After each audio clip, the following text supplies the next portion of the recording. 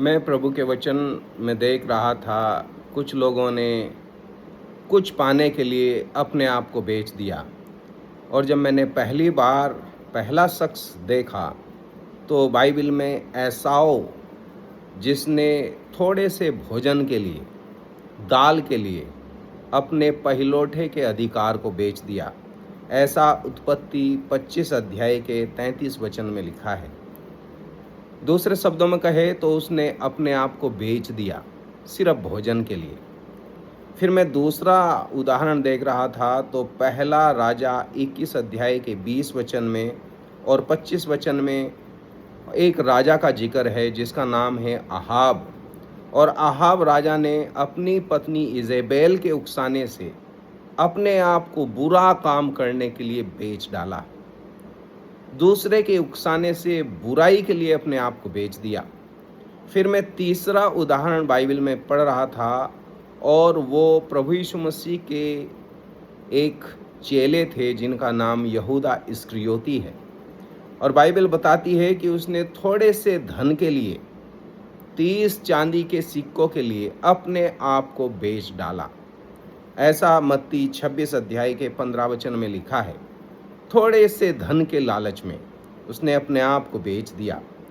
फिर मैं इज़राइलियों के बारे में पढ़ रहा था और यहाँ ऐसा लिखा है दूसरा राजा उसका 17 अध्याय के 17 वचन में कि सारे इज़राइलियों ने, यहूदा ने अपनी इच्छा से महापाप के लिए बिक गए, बुराई के लिए बिक गए। ये इज़राइली लोग थे, यहूदा के लोग थे। ये महापाप के लिए, बुराई के लिए बिक गए। और अब आप इन सब को एक साइड रखिए और हमारे प्रभु यीशु मसीह की ओर देखिए। और बाइबल बताती है मत्ती 13 अध्याय के आप पढ़ेंगे 44, 45, 46 वचन में कि उसने अपना सब कुछ बेच डाला, उस खेत को मोल ले लिया। दूसरी जगह लिखा है उसने अपना सब कुछ बेच डाला और उस बहुमूल्य मोती को ले लिया। मेरे भाई बहनों, ये मेरे प्यारे प्रभु का प्यार है। दूसरा कुरिन्थियों 8 अध्याय के 9 वचन में लिखा है कि तुम हमारे प्रभु के अनुग्रह को जानते हो कि वो धनवान होकर भी तुम्हारे लिए कंगाल बन गया, ताकि उसके कंगाल हो जाने से तुम धनी हो जाओ। मेरे प्रभु कंगाल हो गए, आपके लिए सब कुछ दे दिया, सब कुछ दे दिया, अपने आप तक को दे दिया।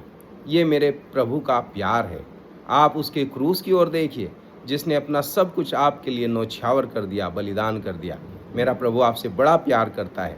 अपने आप को जांचिए, कहीं हम भोजन के लिए, कहीं हम छोटे से धन के लिए या बुरा काम करने के लिए अपने आप को तो नहीं बेच रहे।